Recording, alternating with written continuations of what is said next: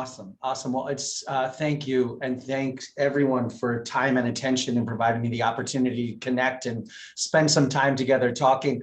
I met Ray Bixler and the Skill Survey team many years ago when they were being unfortunately typecast only as reference checking 101 and or automation. And I've watched with admiration and favor as they embraced that not only do first impressions matter from an employer experience standpoint, but that this is all about a journey and a relationship. And I've watched Skill Survey not only innovate and automate, but also take seriously the responsibility that employers both share and have to better understand and frame their relationship before, during, and after employment.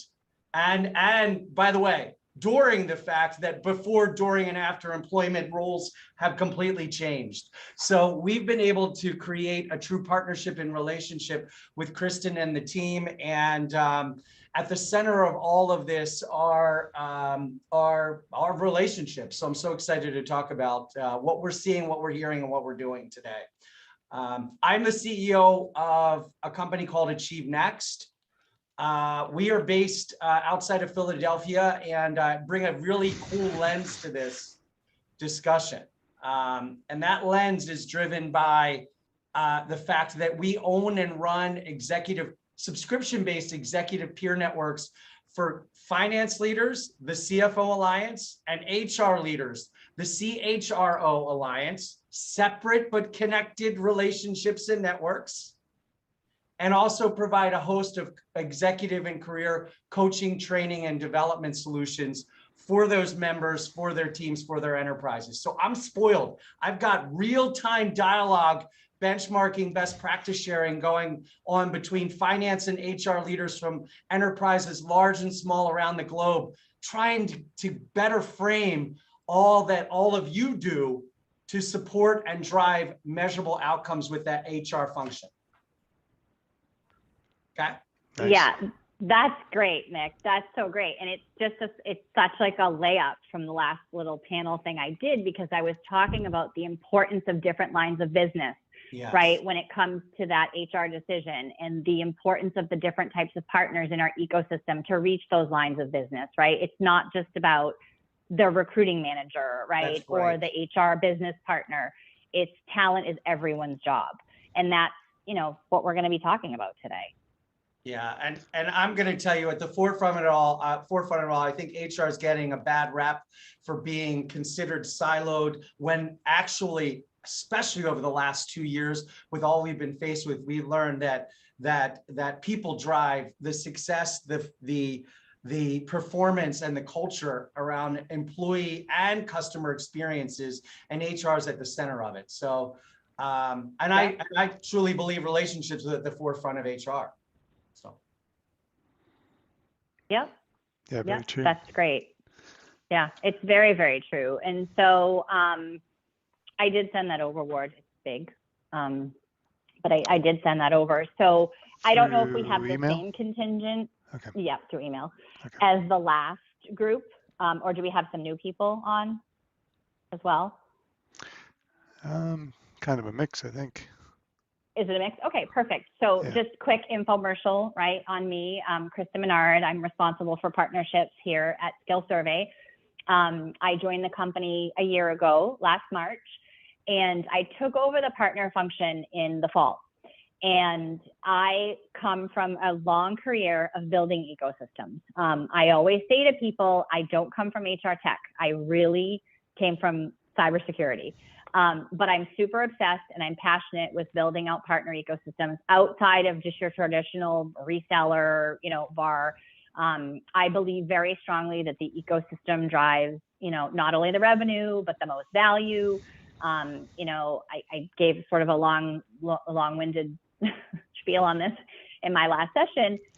But the whole point of the ecosystem is reaching your buyer, right? At all of their different moments throughout their buyer journey, and influencing, right, the decision. And, the reality that 80% of our partners will be non-transacting, but the ultimate goal is that they recommend us on our behalf without are needing, right, to remind them so, and then rewarding them to do that. So, here at Skill Survey, we had a very, very strong foundation of ISVs, right, other independent software vendors, but really only in the applicant tracking and the HRIS and HCM space.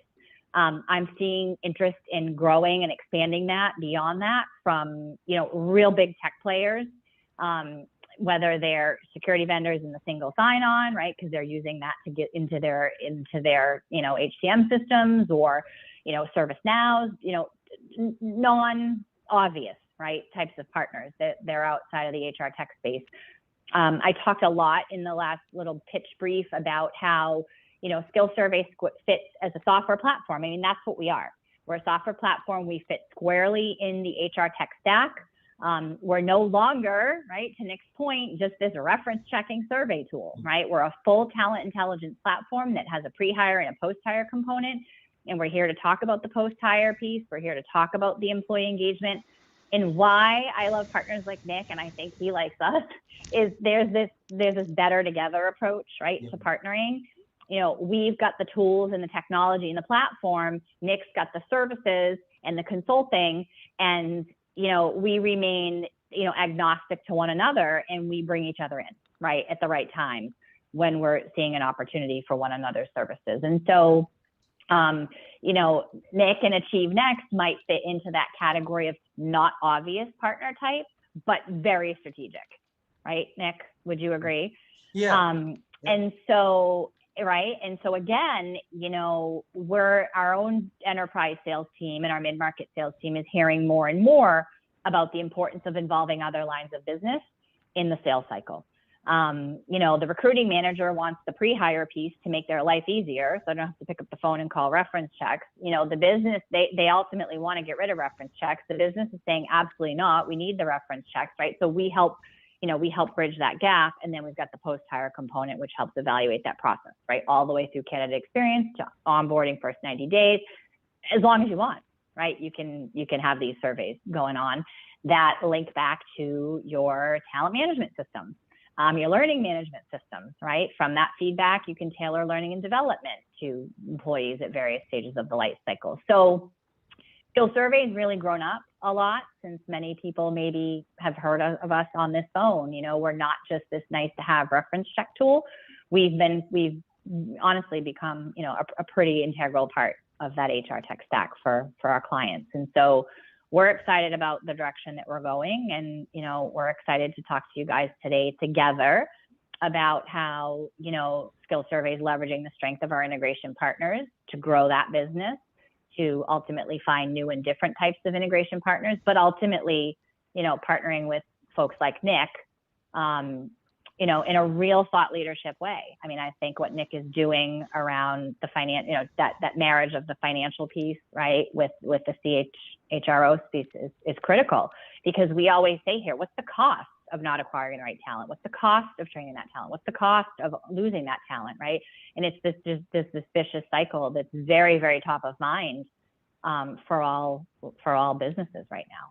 So let me you jump in here. Nick? Yeah, let me jump in a second here and ask Nick his point of view on this, and we'll be opening this up to the group here as well very soon. In terms of like employee engagement, the theme of the event today, and how that parlays into retention, and there's a lot of figures out there about the cost of a vacancy, or losing your talent, right, and the Great Resignation, all that. So when you see the CFO and the CHRO either working together or not, where do you see the biggest gaps in when they have to look eye to eye and figure out how to stop the bleeding? I mean, what kind of data do you need? And I bet that some of the 10 million records you have, Kristen, some of that data might be pretty insightful to help with these kind of discussions. Yeah. Oh, yeah. Go ahead, Nick. Yeah, no. So first off, we are big advocates for finance and HR teams and leaders to be working together. In fact, we're preaching to them that together they would fill a gap and void that a CEO, an investor team, or a board may not call or know that they have, but we like to call combined the finance leader and HR leader or the chief performance officers for these companies. Their teams are supporting and driving performance with their greatest asset, which is their people. So my first comment is we're not big on separating them. We're not big on creating a larger rift between the two or separation. We're trying to bring those two together because we think combined they fill that role in a beautiful way. Why? Together, they can apply business understanding, analytical acumen, technical knowledge, cross-functional strategic thinking, long-term capability planning, transformational efficiency drives, and an ability to manage the variable in all of this, which is change in people, that can make this real and can say, hey, I think we are best positioned to understand and obtain and win and get the talent we need from the pool that we should have access to, and treat everyone the right way. And at the same time, once they're here and they're part of the employee journey, we have a keen understanding and confidence that and predictability to know what they want and need and provide it to them. That's what I think, that last part has become the crazy part of all of this. Enterprises large and small are saying, okay, we got a war for talent. That's one component, the talent we need that we can't get. But I will tell you, equally as upsetting and disturbing for them is that many of them feel they're operating enterprise-wide with a lack of confidence to understand what that workforce needs and how they can be best positioned to provide it to them so they don't lose them. Correct. Yep. Yeah, great point. Kristen, your thoughts on those two offices collaborating, or officers? Yeah, for sure. I mean, we're seeing it, right? So when you talk to our enterprise sales team, we're seeing it. And again, it's not even just those two offices, it's other lines of businesses, right? Really collaborating with HR. Yeah, Kristen, yeah. I just want to raise, I mean, you hit this one point. I'm curious to your thoughts and everyone's. So let me take it to the real-time step that is causing major headache. And I think it'll resonate with everybody here. How do these, okay, finance and HR says, fine, we're going to work together. Okay. Once they do, here's their problem. How do they harness the massive data available to them and their organization and synthesize it into meaningful, insightful, and actionable information and then communicate it? That is the big issue that HR tech has to help us solve. Am I right, yeah. Chris?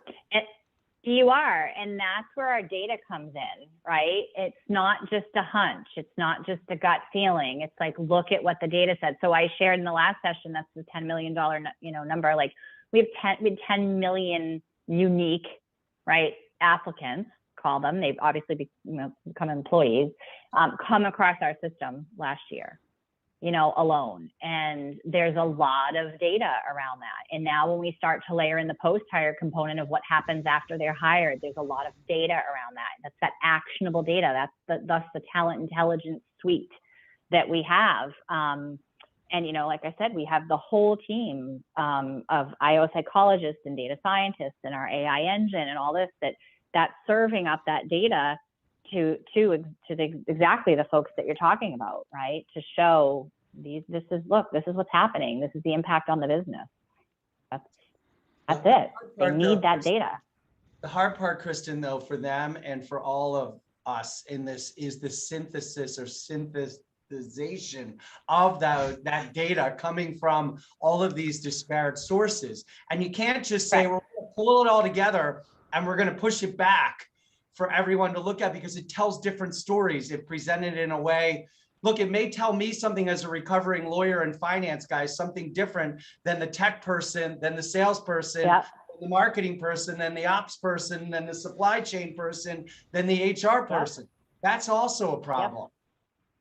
it is a problem, and that's where partners like you come in very handy to us, right? Because again, we don't have that ability from a services perspective, right? Services partners are very, very important for us for this very reason, Nick. Yeah. Well, I have a call out that we're playing with, and I'm curious to ask the group. I think that any enterprise that can enable more efficient and effective capture and utilization and deployment of HR or employee-related data and information is going to be needed now more than ever for all the reasons we can possibly name that we're all facing. But my call out is, can any of you or each of us collectively truly position HR as a validated information and knowledge champion that the rest of the enterprise relies upon to challenge or validate decision-making as it relates to anything and everything around the employee and workforce? Because that's the title I'd like to give HR. Nick, there you go, Ken. Now, that we've allowed HR to have an opportunity to come to the corner offices and have a seat around the big table, and they've failed. Why? Because 5 years ago, SHRM decided we're only going to be able to bring one thing to the meeting: cost per hire. And that's the only thing that they could decide out of a 187-page report that a few of my fellow friends in this community did. So there's been a huge fight in this. Yeah. So I've reserved some index URLs because there's 4 vendors now that are wanting to fight that fight in a better way. And it has to combine the work tech and the HR tech and bring some of these things together. So yes, that's why I'm very interested in this presentation. This was the one that I was looking forward to the most today, by the way. It's music to my ears because, and you mentioned SHRM the last. Oh, excuse me. I didn't mean that to anybody else that made presentations today. Sorry, Katrina. Yes, you were my favorite. Is this Larry? This is Larry. I couldn't see it. I heard the voice. Okay. Sorry. Right. I spoke a little too boldly there. So that's the problem when you use words to speak instead of scales of 1, 2, 3, 4, 5. Oh, that's funny. Well, we get the verbatim comments too, Larry. Don't let the scale fool you. Oh, that's my point. Embracing those are hard to score, but everybody got everybody understood my enthusiasm for your hour here. Yeah, thank you very much. We appreciate it. We're kind of enthusiastic as well. And when Ward was saying, who can you invite? I was like, Nick, this is a great topic, right? And this is what we hear all the time from our services and consulting partners. Like, we deliver words on paper, you've got the data to back it up, and together that's the story. So anyway, go ahead, Nick, you were going to say. No, I was just going to say, I don't think there's anything wrong with being very deliberate, authentic, and overt that we as HR and HR tech leaders want to bring the principles and foundations of finance into strategic decision-making around HR and the employee experience. I will tell you, I'd like to skip, no offense, I'd like to skip the title Chief Culture Officer, Chief People Officer, and the like, and go right to redefining HR as performance. Why performance? Because it infers measurable. It infers a point A and point B. It refers that data is either going to challenge, validate, enhance, or take away the confidence of instinctive, intuitive decision-making, which is what happens a lot in both talent acquisition and in talent development. Think about talent development. Think about that. Oh, they're a level 4A financial analyst. That means they most likely want level 4B or level 2. Let's put training and development in place to push them on that ladder. This is a world of lattices now, everybody, not ladders, right? Yeah, it is. And I'm super curious to get feedback from anybody who's got a question, a comment, around this. Yeah, there's a question endeavor, right? There's a question in the chat here from Travis. Says, what other metrics would the ideal HR tech platform provide to empower HR? Kristen, you go first on that one since you're the data. We are the data, but can you repeat the question? I didn't hear Yeah, you. what Sorry. other metrics would the ideal HR tech platform provide to empower HR? I guess other metrics. Yeah. Yeah. Well, it's funny. I mean, I can speak to the metrics that we certainly provide, right, around that life cycle. That, again, Larry, don't give me a 0 on my presentation. I'm technically challenged, but I do have a slide that shows sort of this We circle, don't have zeros, right? I'm sorry. So you didn't I get know that. it's a joke. It's a joke. Anyway, That's good. you know, that talks about exactly what we manage from through the continuum, right, of the TA, right, through the exit.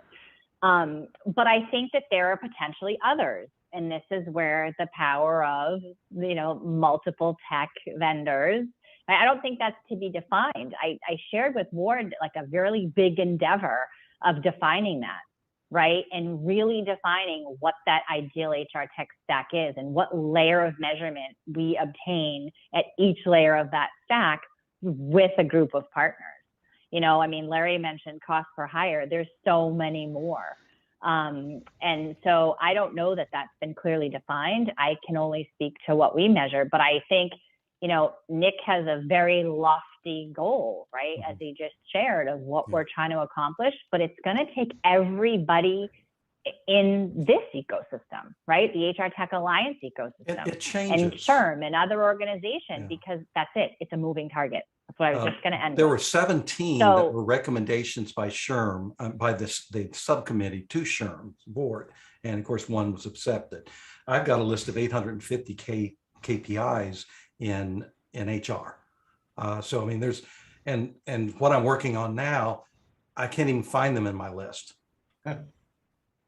Interesting. And 850, I mean, that is not manageable. No, it's not. That's Well, and that's the unrealistic. point. Like, what are the Everybody top has 20? different things they want to see depending upon what their objectives are. So this is why this is the big thing that's happened in the last 3 years. Data is not owned by technology anymore.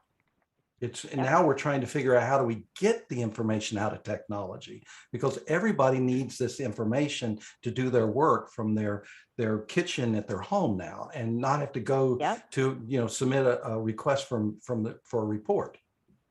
Yeah, for sure. And, you know, it's funny, you just mentioned two things that we started to measure, right? Ability to work remotely. That's super important. You know, our clients want that now. They want to know what's happening with my employee, right? Once they're hired, with their remote work experience. That was one thing. But go ahead, Nick, you were going to say something. Yeah, I was going to say there's a number of key areas to unpack here. First of all is, can day-to-day workforce needs and project-based organizational design, can that happen in given the fact that the workforce is now predominantly disparate and remote, hire here, hire there, work from here, there, work from anywhere, right? Is there an ability to truly truly kind of map that out? And then given the fact that data and information can be captured in flow, there's a debate about the concept of single source of truth as it relates to these HR metrics. Because extracting it one way and interpreting it from another way lends itself to a debate. You don't even get to the practical application of it, because there's a debate around which is the point of truth and can there be a single point of truth. Now, I call that the easy way out from tackling the real stuff. But you'd be surprised how frequently that happens and how meetings and initiatives get hijacked because they say, until we can define the single point of truth, we're not going to do anything at all. Well, actually, it leads to the other burning topic that's on the agenda from today, is the source of truth. And you look at integrations, right? And the CFO is going to say, well, our general ledger is the source of truth around the finances of people and our human capital or whatever. HR may say, well, it depends on your point of view, right? If you're talking about promotions or raises or anything that's going to help potentially retain talent, or even spending money on them for education and training and development, the CFO is going to say, we don't have the budget for that. CHRO is going to say, what? Say, we got to help them develop, or they're going to leave. They're going to go get developed someplace else. So yeah, I mean, integrations, what is the single point of truth? Maybe there is multiple ones, really. And how does integrations play into that? Any thoughts on that, Kristen, in terms of the data flow back and forth? Some. I know, I'm sure Nick has some. Integrations have to be a core part of any ISV's product strategy. Full stop, period, end of story. And they shouldn't be difficult. I know Workato is here today. We recently just signed a statement of work with Workato to help us, make our integrations for our clients and between our ISV vendors less complicated, right?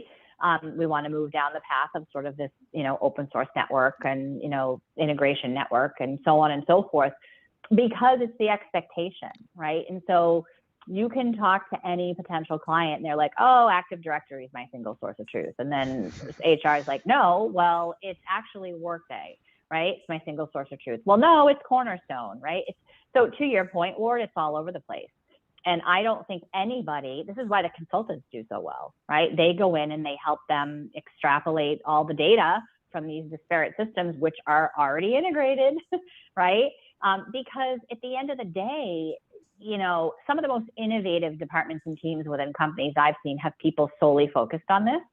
But the rest of them, the people are just doing their day job, right? And they don't know what to do with this data. Like, how do we get the data out of the technology, right? Like Larry just said, and how do we pull meaningful, analysis and outcomes, and then how do we action on those? That's a huge challenge for organizations. It's why, I was going to invite, I did invite, he couldn't make it, Andy Rice from Black Box Consulting to talk about this very thing, right? And how he helps these companies. But back to just the point of integrations, they're crucial, right? They're absolutely crucial from an efficiency standpoint, and then from a collection and an integration of the data out.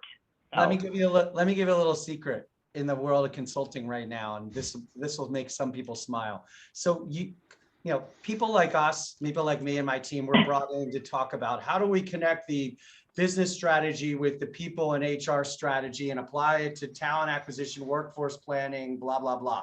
Well, that stuff's still going on, but here's the big secret. Here's what's going on now. We're saying, let's talk about governance as well. Let's talk about information governance, and let's set up a strategy and governance team made up of finance and HR leaders to ensure that the right stakeholders are included and governance is set up for quick decision-making, right? And there's where I'm biased, the finance side, but I think that there has to be some level of structure so that the data flow or the data usage doesn't become untrusted and or chaotic at the same time. And I think that's the responsibility of a strategy and governance team. So you can give it a name. It could be a team of 1, a team of 2, or a team of 12, but throw that word governance in and all of a sudden it's going to push people back, that there's going to be some level of process and guiding principles and support around information governance. Yeah. It's true. And that's where all the data lives. And when I said certain companies have teams that are dedicated to this, it's often in like risk compliance and governance. Yeah. Those people are overseeing everything from the data information flow, and HR is at the table. Yeah. Now, the second thing is we, beginning about 5 years ago on our training programs, we started training non-finance people on the principles and foundation and applications of FP&A, financial planning and analysis, as a competency. Well, HR got smart and is getting smarter. And OP&A is the new FP&A, organizational planning and analysis. So if we can bring in some level of expertise in technology to drive organizational planning and analysis capabilities, ultimately, we think that that's going to be the key to the ultimate result, which is better improved talent performance, better improved business results. And this OP&A concept is somewhat new and abstract, but the systems behind it are embedded in finance function linkage to FP&A as a function, as a need or skill. And it's safer, it feels more comfortable for non-finance people if we change out the F and make it an O. That's interesting. Well, makes it more comfortable. Makes me more comfortable with that. Yes. Organization. Yeah, for sure. Yeah. So earlier, Gary, Ray, that's an interesting observation. Earlier, Rayanne suggested how about revenue per employee as kind of a metric that helps connect the two officers there at the C-suite. That was kind of a slam against SHRM, though. Yeah. And Larry's comment about cost per hire, which is a ridiculous. It is ridiculous. A ridiculous. It metric. is. But revenue per employee is great, actually, because it's been around for a long time. But I think if you look at integrations of the data flow and so forth, and this certainly, Workday built their business early on by going straight to the CFO and not even asking the CHRO to step aside as they walked to the CFO's office. And it paid off big time. But, productivity is something related to engagement, right, and retention. And, I know, Kristen, part of your thought leader perspective on this was, how do we work with the partner ecosystems, the other players out there, to not just engage them in the joint customer experience, and it goes beyond the integration, but you look at something like revenue per employee, and all of a sudden you've got ties to learning and the fees and stuff that go with that. You've got ties to, onboarding and all this stuff. I mean, where do you see that in the future, in terms of this year or even 2-3 years from now? Sure. Yeah, I mean, I think it's an interesting post-hire metric, right, to look at. And you really probably couldn't, right? Unless, I think after the first year, right, of an employee, I think that's a metric you can start to track. But it's interesting to me. It definitely gets my wheels turning, right? Because I think about that always, not as holistically across the organization from an OPA standpoint, but more, I think about that because of how I'm wired from a sales perspective. I mean, that's how we look at, salespeople. So I don't know. I think there's certainly more to it, but as we continue to build out post-hire, we're listening to our clients, for what those KPIs and those metrics are and what things, because we're going to build our surveys around it. And right now it's heavily focused on managing that gap between TA and TM, right? And what happened in that, TA experience with the candidate, right? What happened there, right? How did that affect them in their first 90 days, in their first 120 days, their first 6 months, their first year? And so, having the ability to weave that all together is interesting to us. But it's a great point.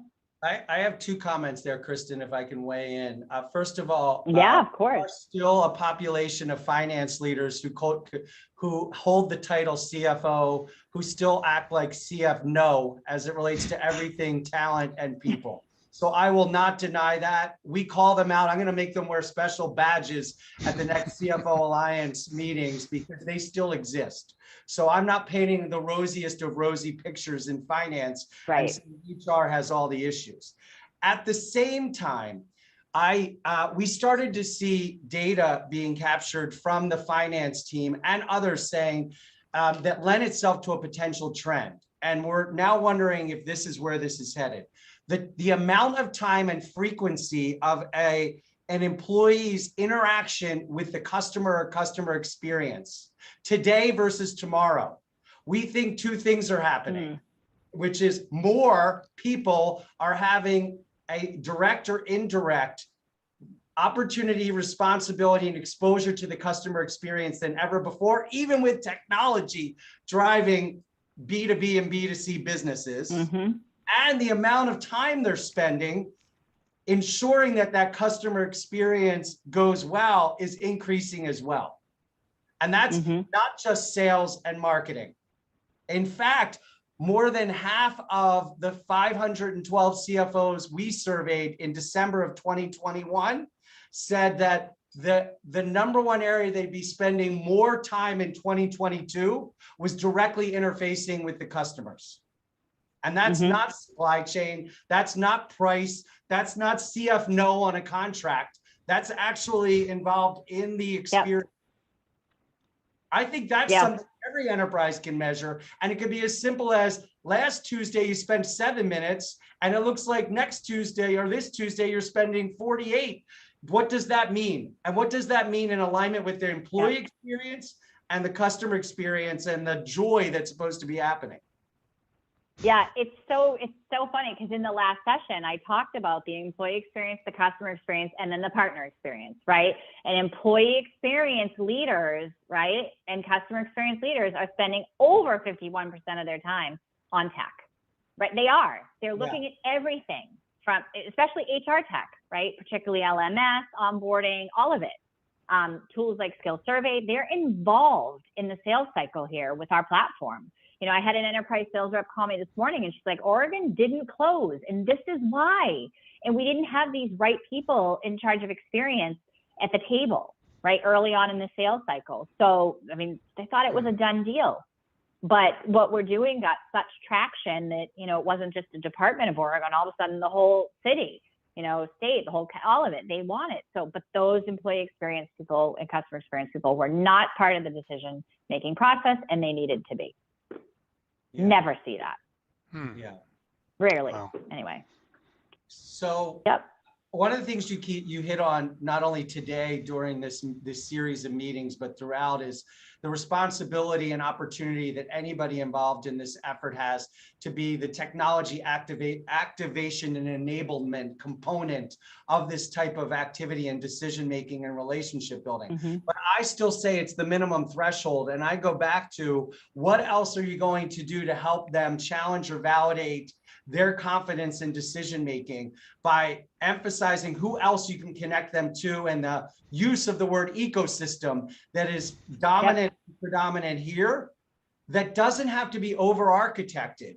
Try to make yourself at the center of the trusted place, trusted person, trusted ear, not trusted mouth environment. And that's a secret to success. And it is. Who is the formula I think everybody here who's on this specific meeting is thinking. I'm always saying, not me, but so-and-so. We. Yeah. Yeah, for sure. So. Any comments, questions? What are people thinking? Do they think, you know, we're crazy? But we know we are, Nick. Yeah, but I like this suggestion here. Share an employee intent indexes. We are all aggregating. There you go. The best practice sharing doesn't have to be the answer, but a series of things to consider. Yeah. And that's what's not happening enough in this space. Look, I travel around the US and I'm back to doing it again. And we're going to be talking about operational efficiency between May 10th and June 23rd in 15 US markets with finance and HR leaders. We're going to be talking about automation. Guess what's we're really going to be talking about? The pain and headache of their greatest single source of asset, valuation, and issue, which are people. And all they want is the ability to say, what should I avoid doing? What am I not seeing? What have you done that you either think I should do, or what have you done that you think I should clearly not do? And everybody here can be a conduit to that. Yep. And we're hearing from our clients, what can I do to keep my best people? What can I do? How can you help us, right, with your post-hire solution to help us ensure we keep our people? We're losing them. We're bleeding, right? What's happening? You know, forget a lousy candidate experience. What's happening internally, right? And that's where we can bring certain partners in to help them solve these challenges, because let's face it, a tool doesn't solve the challenge.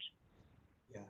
Well, and I think some of the challenges that everyone faces today is I clearly want to invest as an enterprise in my workforce and talent capabilities building, both hard and soft skills. But I used to have a series of ladders, and we could say, this is what we prescribe, and this will be the anticipated outcome.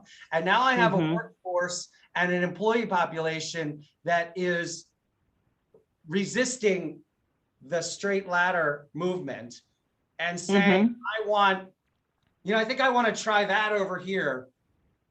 Can I, should I, can you? And if you can't, someone else will. That's not an easy thing to fund. That's not an easy thing to set up. You can't do build it and they'll come. Right? But if you don't build something, they're leaving anyway.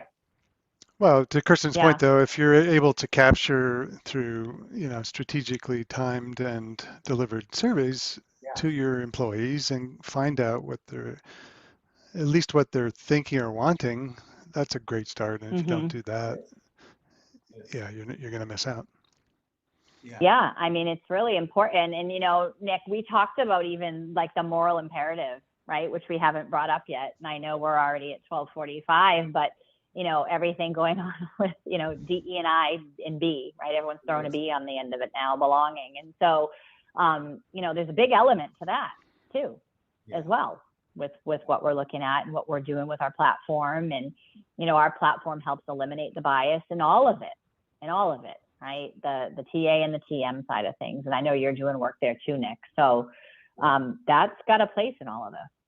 Yeah, I mean, don't get me wrong. The last 2 years, there have been a heavy investment in education and dialogue, but where we've seen the DEI and B efforts from an enterprise standpoint move towards our evaluation of talent acquisition systems and talent and workforce performance systems to ensure that the I and the B are in place. Are we truly, look, I'm going to give you a real-time quick thing. We brought in a new HR partner into our networks that serves as a global employer of record. And they specifically work with companies in the emerging and mid-market, lower mid-market space, which means that you're talking let's say 50 to 500 employees. Those enterprises collectively have typically avoided or made huge mistakes in attempting to acquire talent in other places other than where they're domiciled. They either say it's too costly, it's too risky, we'll kill it, we've messed it up, and the like. We brought in a global employer of record. We introduced them to 150 CFOs, and 18 of them signed on in the last 60 days saying, we want to try and hire anywhere, anytime, anywhere. We want you to help us do that. Not only in compliance with the way it needs to be done, but fast and right. On the talent performance and engagement side, it's not as simple as saying expand my pool and allow me to hire them. It's a lot harder. At the same time, Kristen's point's a valid one. If you have a technology and a process and a culture that's constantly saying, tell me, I hear you. Tell me, I hear you. With that employee in a way that's both efficient, effective, and still a cultural enhancement and not a detriment, I think you're more likely to be able to make some informed investment decisions about what people really need and want. Not only the workforce that we have, but the workforce that we're going to go out and go get as our business and industries evolve. Yeah, I think that's a great point. Can you see the chat? I can't see the chat right now. Is there anything in there? Oh, you can? Yes. I'm pulling it up as we speak. Yeah, there was also a point earlier. Where was it here? Not the left-handed cat owners. But yeah, I'd love to, have this be. Do you guys get marketing involved in this at all? I mean, they're the ones who can sell things, right?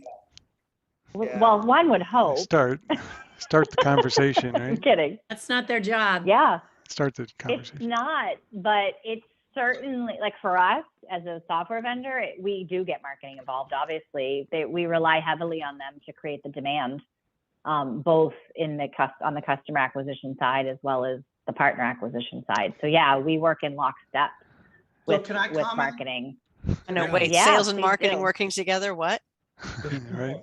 I know, but you know what? Right. We could have a whole other conversation about that, which I have a very, very strong point of view on, about those silos, breaking down, those walls, they have to be today. And the companies that don't get that right really struggle. But yeah, you're spot on. I was going to say 2 of our most recent projects were connected in this one sense.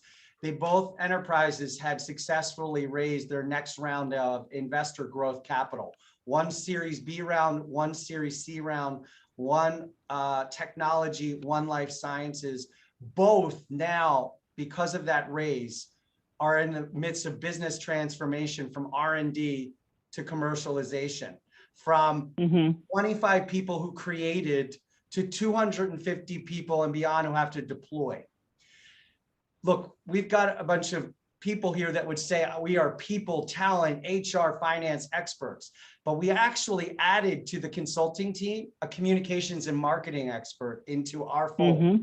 Because part of this is about substance and form of communication and messaging and the stickiness of all of that, which there is an art and science to that marketing is supposed to be the best at. Yep.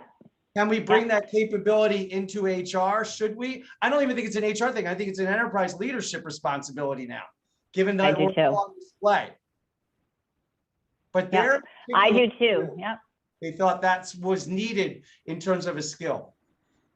And Nick, you may have, go ahead. Go ahead. No, you go. Yep. Nick, you may have missed earlier. There's a presentation by Be Human, and it's kind of at scale personalization of video communication, which HR is always constrained to do. They're understaffed. It's hard to communicate to the employees.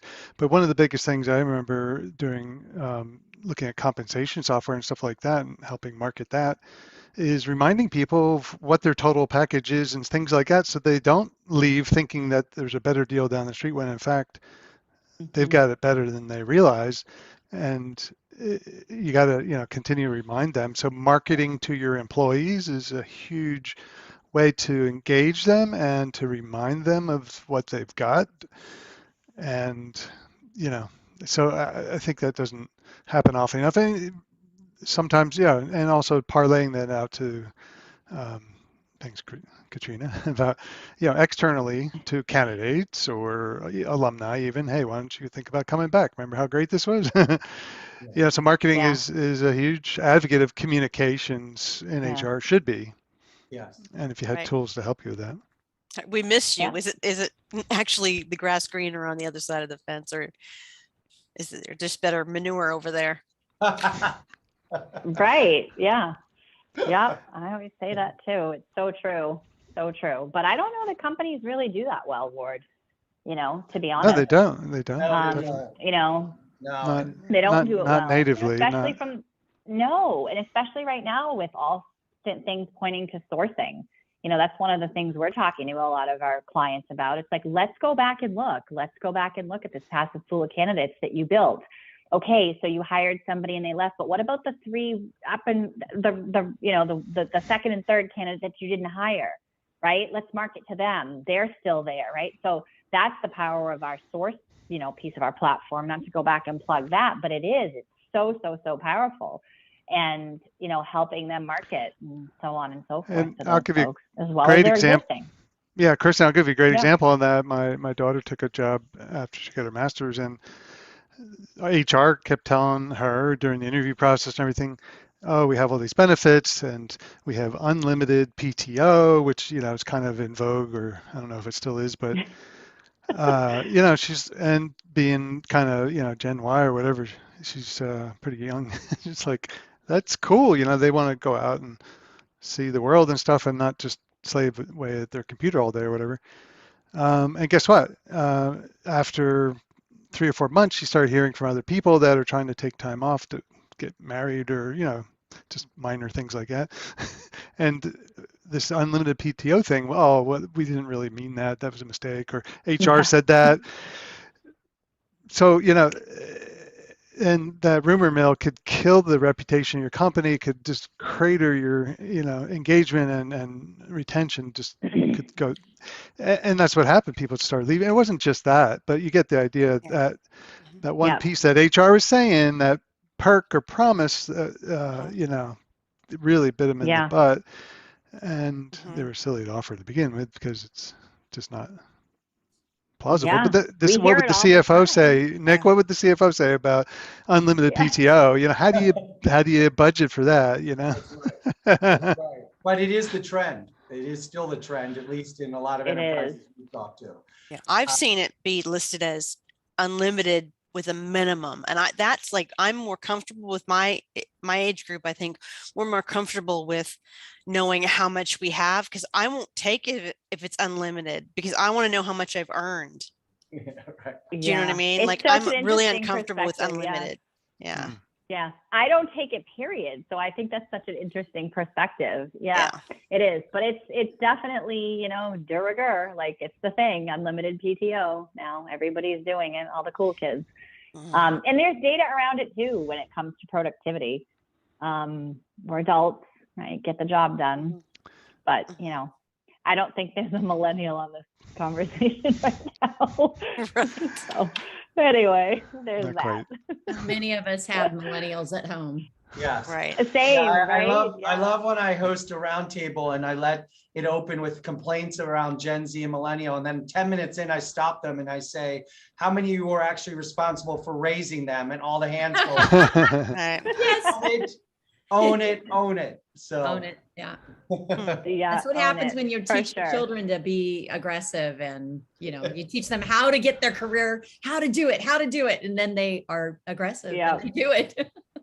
Yeah, it's so true. It's so true. Yeah.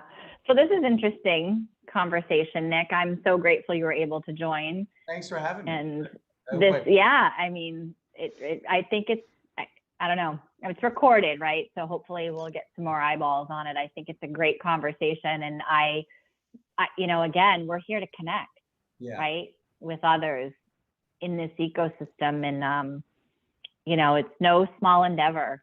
I think what we're all trying to accomplish here. And I do believe inclusion makes us stronger and we are better together. Yeah, it's amazing to me when we start talking about issues and opportunities around talent acquisition and employee and workforce issues, how basic some of these problems are still, you know, what's causing them. We came off a call with an employer that's been around a long time that has a huge budget, that still has 72 steps in their hiring process. And they're wondering why they're losing candidates and being ghosted along the way. And like, that to me is technology 101. Like we can make that more efficient and effective than it is. And your culture will probably change and your employer brand and reputation will change with it. How are you still operating that way? Right. Yeah, it's so true. I just shared a LinkedIn post a few weeks ago from one of our partners, Hierology, and it was on this very topic, right? It's just like, why is this happening? This is so within your control. Yeah. But yeah. But we're human beings and we all have to respect that we have varying degrees of reaction and comfort around change. That's why critical thinking is a top skill that should be applied in HR and all functions. And change management and project management. Those were the top three listed by finance and HR leaders that they wanted in their next hires. Yep. Critical thinking, change management, project management. That's not that's so interesting. 5 years ago when either one would have said. Yeah, no. But anyone who's parenting millennials, I say that to my kids all the time. Critical thinking and change. Like those are that you don't go into the world with those things, original thought, right? Like you're done. So it's so funny. We have to parent ourselves and our customers. Well, finally, some of Partners. these are getting smarter and having undergraduate majors in their business school for sales, that dirty word. There are actually undergraduate majors now for sales. Critical thinking is still a skill that's embedded in a lot of learning, but not in a major or a minor, and it should be, in my opinion. Yeah. Wow. Yeah. It's funny. Years ago, I said I wanted to write a book.